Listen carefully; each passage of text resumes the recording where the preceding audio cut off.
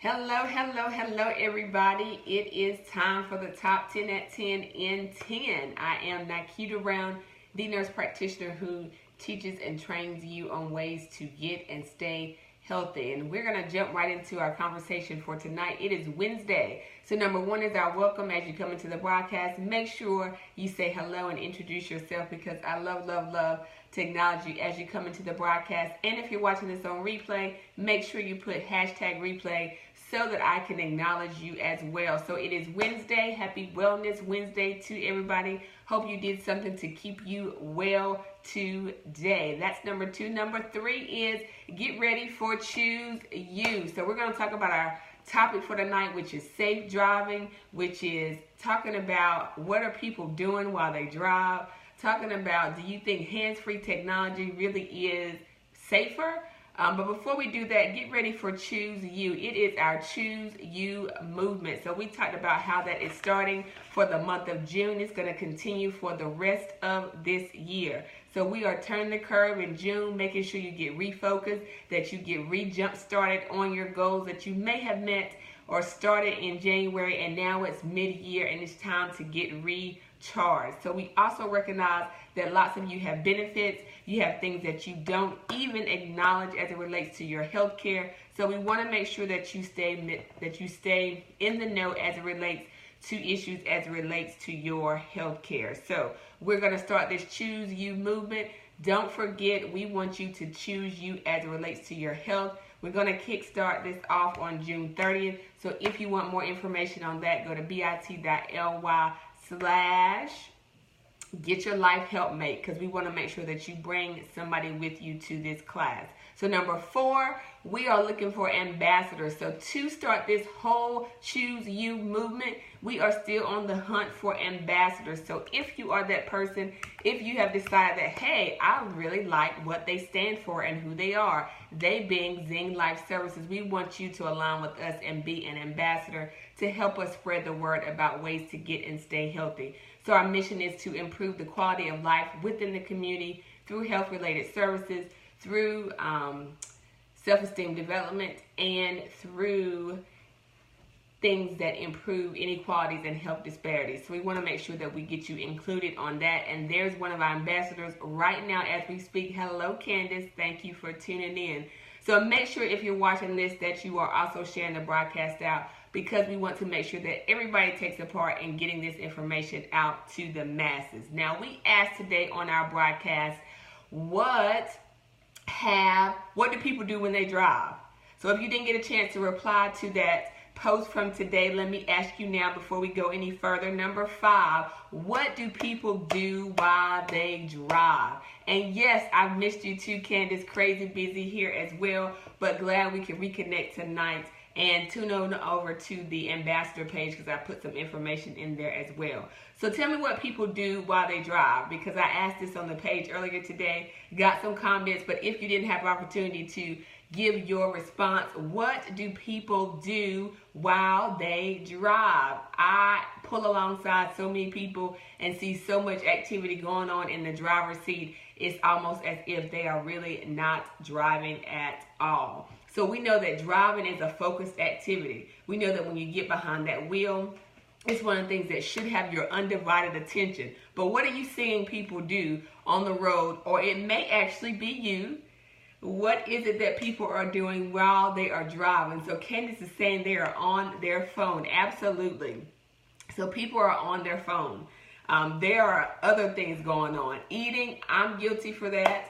Eating while driving. Does anybody eat while they are driving? Can you eat while you drive? Is it a law that you can't eat while you drive? Does anybody know that?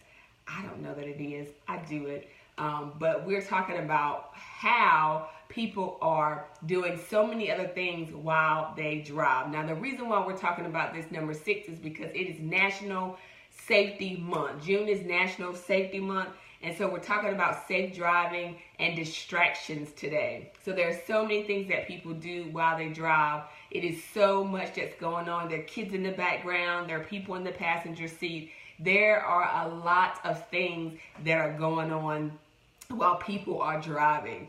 And so, yes, it is super busy time, so people try to multitask, and we try to multitask even while we're driving. And so today you saw somebody that was looking on their phone while going 70 miles per hour. I believe it. I believe it, because people do so many things while they're driving. So today people put things like makeup. So they've seen people are putting on makeup, and you're putting them in there now. Yes. People put on makeup while they're driving. People shave while they're driving. If you're just tuning in, hello, hello, hello. Thanks for tuning in. I am asking you a question. I'm asking you, what do people do while they're driving? It might be you, hopefully not. But what do you look beside you and see that people are doing while they're driving? We already talked about putting on makeup. Somebody said that they see men shaving while they're driving. Of course, eating. I may be guilty of that as well. How about reading? Does anybody see people reading while they're driving? On the phone, of course. Texting while driving is a big one. I do know that that is a law, that you should not be texting and driving. Hello, hello, hello for those who are coming in. So what about other things? What are people singing as they are driving? Or if you are riding in a car and you look to your left or to your right, what are you seeing that people are doing while they're driving? Because it is National Safety Month. That's what June is. And so we give you information, and we try to make sure that you get what you need so that you can share it with the people in your community. So while we're on that share theme, make sure you share this video out, because people need to understand that driving is a focused effort in and of itself. Driving is something that needs your undivided attention. That's why you need to be a certain age to drive. That's why you need to take a course to drive. That's why you need to practice driving. So driving requires a lot of thought. And what happens is, quite often, we get into a routine where we think that we are pros at driving, right? So you're really good about getting your child, or you have a teenager that's a driver. You're really good about making sure they're paying attention to all of the signs, that they're following all the laws, that they have their hands at 10 and 2, that they're staying the appropriate distance from the car in front of them. But then what happens to you? You think that you become an expert once you're in your 30s and 40s and you've been driving for so many years. You become the expert on driving, and then there's so many other things that come into play. Case in point, my kids are in the back seat and they're arguing and they're throwing things around, and they want this, and their nose is running. That's a classic one. They sneeze and then this stuff is coming all from their nose. Well, what do you do? Right? I'm driving. What do you do? So there's all types of distractions that come about when you are driving. And yes, you see people texting and driving all the time. And that is very, very dangerous, right? So we think that we have everything under control because we are in our car and that we can control our environment.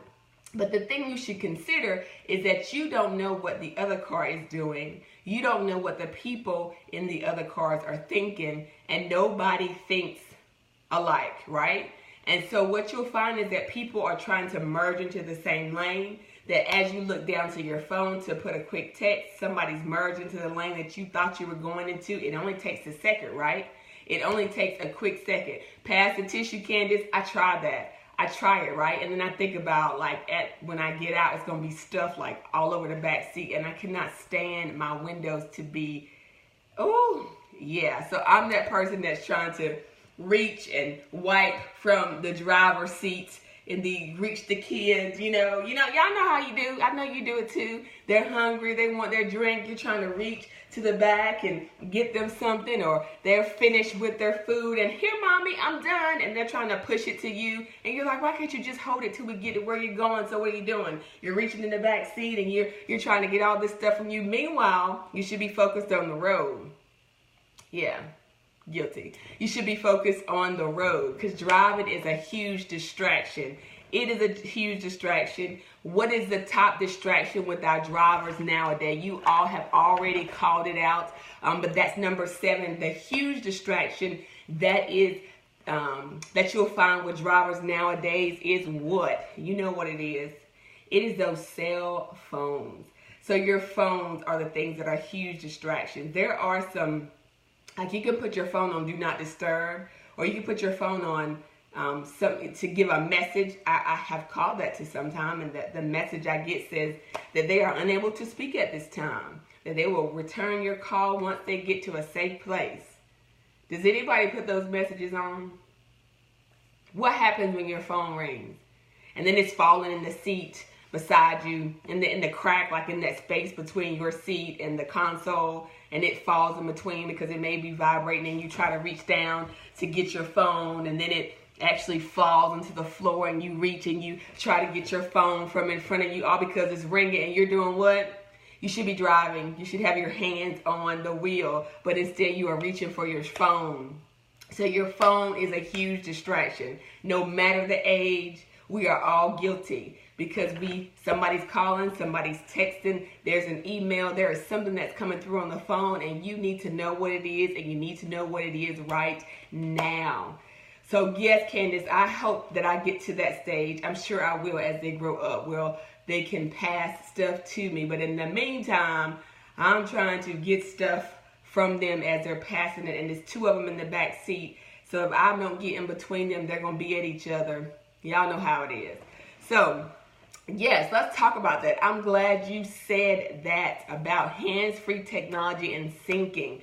So again, phones are huge distractions. If you're tuning in, we're talking about this because it is National Safety Month. June is Safety Month, but we're talking about it this week. We've talked about a couple things already this week, and tonight we're talking about distractions while driving, okay? We're talking about distractions while driving because the phone is the #1 distraction. It is a bigger distraction than actually people who drive while impaired, because most people have the sense to know, hey, you're drinking, or you drank too much, you shouldn't be driving, you shouldn't get behind the wheel. So we have that sense and that logic to tell people who we see who are impaired, hopefully, that they shouldn't be drinking. But what happens when somebody has their phone? You know those people who are constantly on their phone. There's not a buzz that comes in, there's not a text that comes in, there's not a call that goes unanswered without them trying to get it. You know that doesn't stop when they get behind the wheel. You know it doesn't. So they're still driving, and now while they're driving, they're also trying to contend with the things that happen on their phone. It doesn't stop when they get behind the wheel, but it should. Now let's talk about this hands-free technology. And again, if you're just tuning in, we're talking about safety. It's June is National Safety Month. We're talking about distracted driving, and we're talking about you probably, because I know everybody watching has a cell phone, and I know most people are dependent on that phone. And so what happens with hands-free technology? Candace brought up a good point. Some phones have hands-free technology, they have sync. So what happens is you don't have to hold the phone, but you can sync your phone so that you can hear it in the sound system in the car. Or you can have earphones, you can have your earbuds or your AirPods. All those things seem to be they're hands-free, so you don't actually have to hold your phone. You can put your phone on speaker too. But does that really make you less distracted? So if you have hands-free technology, are you really less distracted, or are your hands just now free? So am I less distracted because I'm driving and I have my AirPods in, and now my kids are calling me from the back? So whereas I would have this phone in my hand, now I actually have a free hand where I can move about and do what I need to do in the back seat. So does it mean I'm less distracted, or am I actually more distracted? What is your verdict on that? Does hand-free technology make you more distracted or less distracted? What are you thinking about that? Because multitasking is what you end up doing. So you end up saying, okay, now I have a device. I have something that allows me to speak and not have to occupy my hands. And so while I'm driving and I'm using probably one hand to drive, I can now use that other hand for something else, to grab something to eat. So now I'm driving, I'm eating, and I'm talking. Y'all know how you do. Don't act like you quiet now. Y'all know how you do. You do all that while you are driving. So do you think the hands-free options actually make you more alert? Are they actually helpful, or are they really just letting you multitask while you drive? They're letting you add more and more to your routine. They're letting you do more and more while you're driving, when you should be doing what? You should be paying attention to the road. So the verdict is that multitasking technology, it is not safer. It is not safer. So multitasking technology is not safer, right? So you're driving, you have the radio on, you have a person in your ear, you have little people in the back seat, you're trying to eat before you get to your destination, and guess what? You need to get something out of your purse, right? So all of this happens while you're driving. And so it does not mean that you are safer. It just means then you start, and women, you know how you do. You start to then multitask while you're driving. Driving requires your undivided attention, right? It means that you have to focus. So if you are not 100% on the road ahead of you, if it's not just you and driving, if you have to divide up your activity. So let's say you're driving, let's say you're talking on the phone, let's say you're contending with kids, let's say you're eating, let's say you're listening to the radio. That's 5 things you're doing. They each get your divided attention. That's each of those things get 20% of your attention. So that means your focus to driving is only getting 20% of your attention because it's being divided with all the other things that's going on in the car. Now you may have other people in the car, that's 6. Have you ever thought of it that way? Like your driving should get 100% of your focus, 100% of your attention. But it doesn't, self-included. So many things happen while we're driving. I asked you, if you're just tuning in, put in the comments, what do you see people doing while they're driving? People are doing all sorts of things while they're driving. Excuse me. So they're doing lots of things while they're driving. Somebody told me they see people put on makeup today. People said somebody's shaving actually in the car. It is scary to think about, Candace. It's scary to think about because you see accidents, serious accidents. Sometimes there are one-car accidents. And what probably happened? They probably got so distracted that they ended up having an accident. The other things that their attention was focused on in the car didn't allow them to fully focus on the road ahead of them. You miss what's going on around you. So when your focus is going on so much within your car, we just talked about so many other things that go on in your car. I know because my car is one of them. So many other things that go on in your car. You're focused to what's inside of your car. And this car is a moving object down the road. And while it's moving down the road, there are so many other moving pieces. There are other cars outside. There are animals outside. There's a lot that's going on. And so your hands-free technology really doesn't make you safer. It just really allows you to multitask. And yes, it is scary to think about it that way. What about your employer? So what about your employer? Does your employer have policies in place about talking on the cell phone while you're working? Do you see people all the time trying to sneak and use their cell phone while they're at work? Does your employer have some systems in place that they don't want you to use your cell phone while you're actually on the clock or during work hours? Why do you think that is? Why do you think it is? For the same reason that you shouldn't be talking on the phone while you're driving. It's a distraction.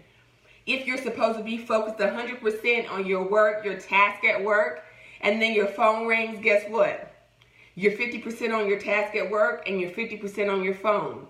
You're trying to answer that text, you're trying to talk, you're trying to check that voicemail, and you're supposed to be at work. 50-50. Your boss is probably not paying you for 50-50. They're paying you for what? 100%. Candace is saying no phones at work. No phones. People sometimes will say, what happens if there's an emergency? What happened before cell phones? How did they get up with you before cell phones when there was an emergency? Because probably where you work, there is a phone. There is a number. So they don't want you to have your phones at work because it's a distraction. We're talking about safety. It's June is National Safety Month. So we're on this distracted driving, why people use their phones and what else they do while they're driving. Why hands-free technology really isn't a better technology because it just allows you to do more without your hands being free. And so when you talk on the phone and drive, or when you work and drive, they require thoughts. And so you're not giving your full attention to the task at hand. So you really don't do either well because you're at work, but you're really thinking about, I can't believe they told me that on that text message. Let me just write back. And you get yourself all fired up about what coulda, shoulda, woulda, or then you check Facebook and you see something that's on Facebook or your Instagram or Twitter, any number of social media outlets. You check that, and then, oh, yes, somebody has done the unthinkable and put it on Facebook. So there again, you are not focused on your job, right? You're focused on what somebody has said on Facebook, on Instagram, on Twitter, on Snapchat. And then, of course, you have to say something, because you got to say something before somebody else says something. And then it gets you in this spiral, right? When you're supposed to be doing what? You're supposed to be working. You're supposed to be driving. Now you're all distracted from the task at hand. It doesn't have your 100%, and that causes what? That causes accidents. That causes accidents in motor vehicles. That causes accidents at work. You do crazy things at work, especially people who work around machinery. You're snappy to people that you work with. You're snappy to your guests or your customers, because now you have to be able to get back to your phone. You got to move quickly. You got to get back to your phone so you can make sure that you put that comment in. So yes, so your immediate supervisor lets you keep them in case of an emergency with your kids, because they don't always hear the office phone. That's a good protocol if people follow it. But how do you really know it's an emergency? Like, that's a good protocol if people follow it. Because how often do people, I mean, my phone rings sometimes and I'm at work. People know I'm at work. It doesn't ring often, but I'm at work. Like, unless it's an emergency, I'm at work. Now, when I see my phone ring and it's the preschool, okay, I know that's something that I need to be answering for. Excuse me, that's an emergency. I need to get this. But just run-of-the-mill people who want to talk, want to chat, want to text, I'm at work, right? So employers we talked about this last night, how employers put certain things in place because they need you at work. They need your undivided attention at work. So again, if you're distracted at work, you are not performing at your full potential, and so it's easy to get distracted. Now we're going to talk, if you are part of the Zing team, I'm going to hop over there and we're going to talk about teen drivers. That's a whole other conversation. Teen drivers and their safety and what it requires for them to stay focused. Again, I said if you have teenage drivers, you are probably a lot more in tune with what they should do. You make sure they dot every T, they cross every I, they have a seatbelt on. You make sure it happens with your teen, but what happens with you? What happens when you are a quote-unquote experienced driver?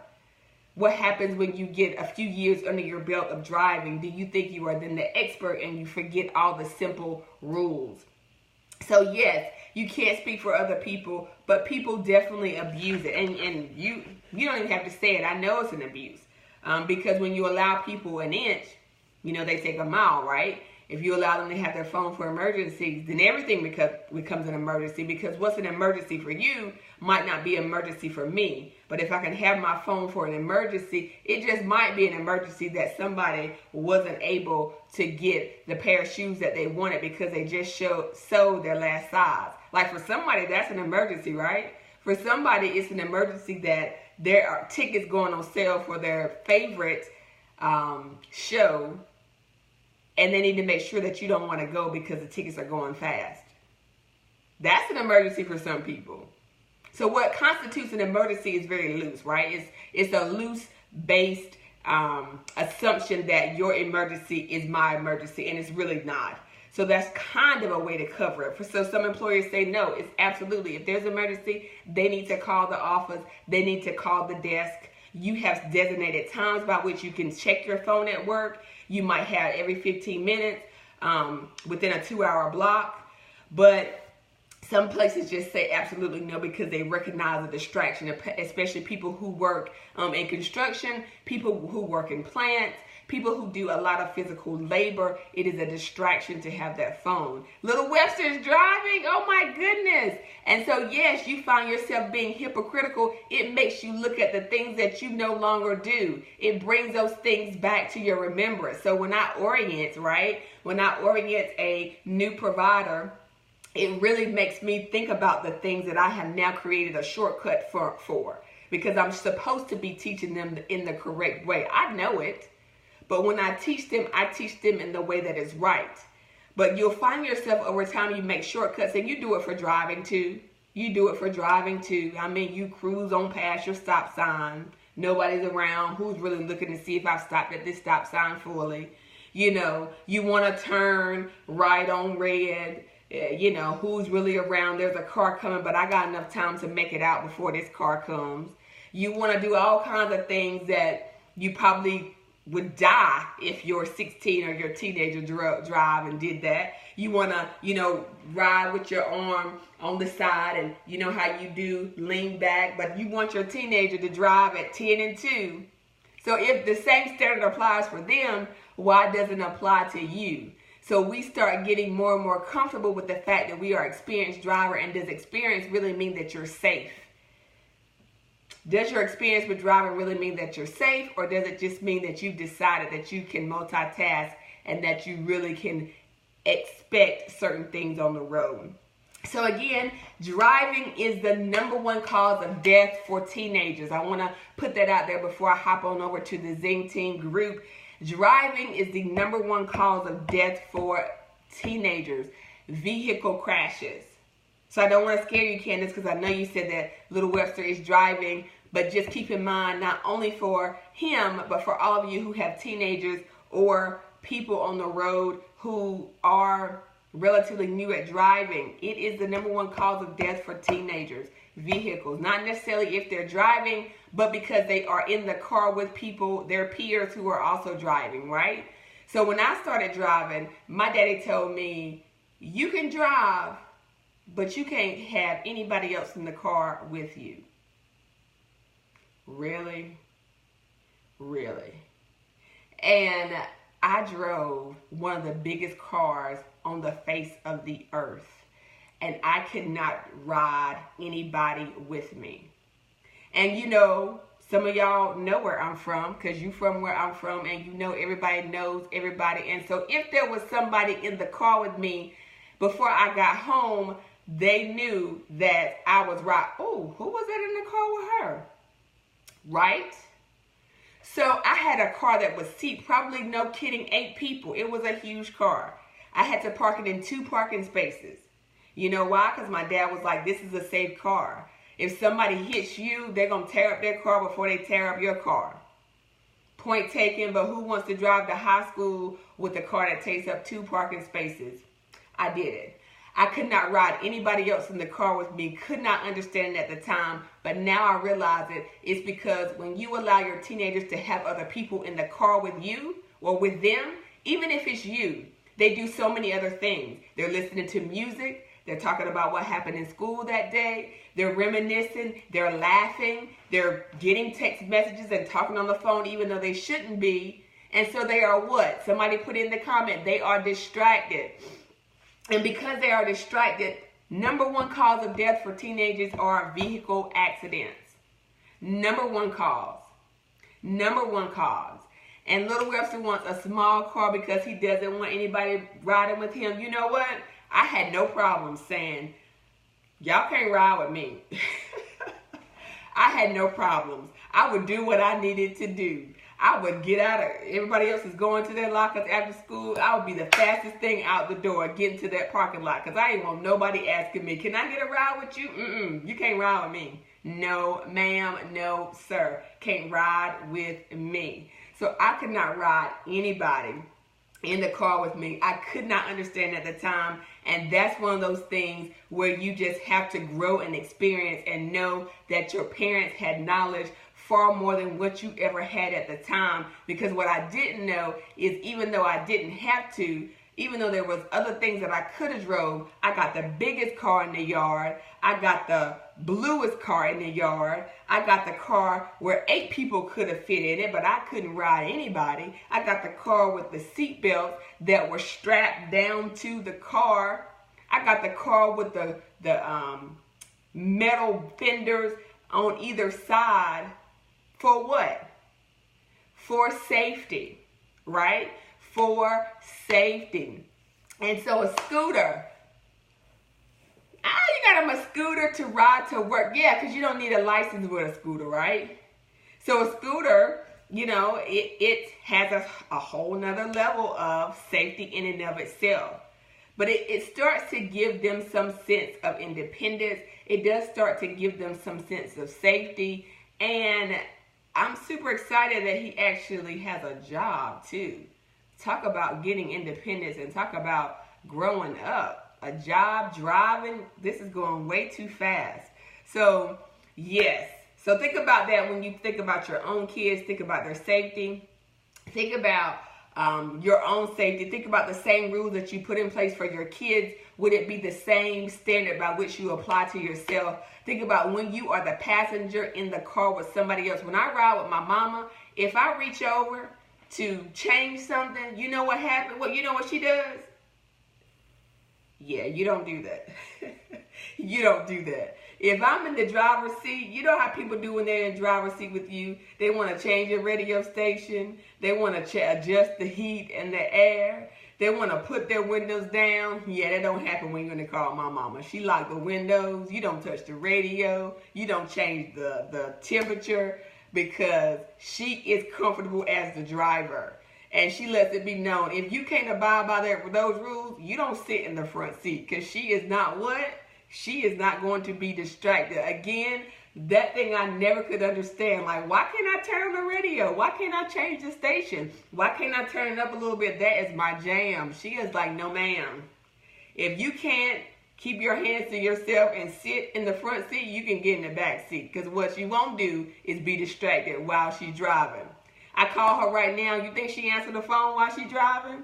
If she does, this is her line. Hey, what you doing? Okay, I'm going to call you right back. She don't talk to me. She don't talk to me while she's driving.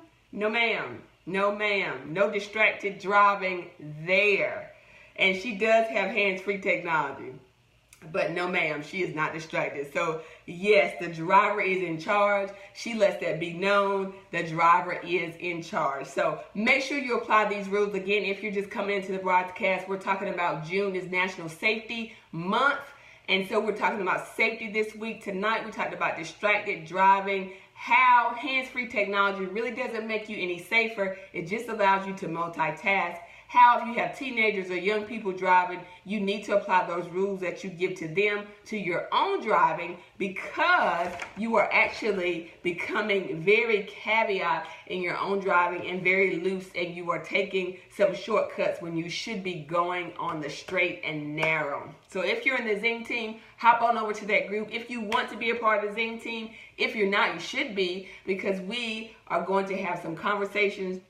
I'm going to start hopping over there if I can get out from y'all. We have such amazing conversation on the news feed, but I'm going to hop over there and we're going to talk about teenage driving. We're going to talk about children for a bit because I know y'all are moms and I know you are concerned with just the rules and regulations as it relates to your young people. We are all concerned with our kids, in most cases even more so than ourselves. So again, hop over to the Zing team. If you want to be a Zing team member, bit.ly/The Zing team is the link. It's our membership group. Otherwise, I will see you back here tomorrow. Don't forget, it's the Choose You movement. We have some ambassadors on the scene. Thank y'all so very much. Check your group as well. If you want to be an ambassador, there is no cost, but you help us tremendously because you help us get this word out to the people who need it most, to those people who need to understand that they shouldn't be putting on makeup while driving, that they shouldn't be fixing their hair, that they should be attentive while driving. You help us do that, and you all can help us by sharing this out on the broadcast. So go ahead and press the share button, share it out on the broadcast, and I will see you all tomorrow. Good night.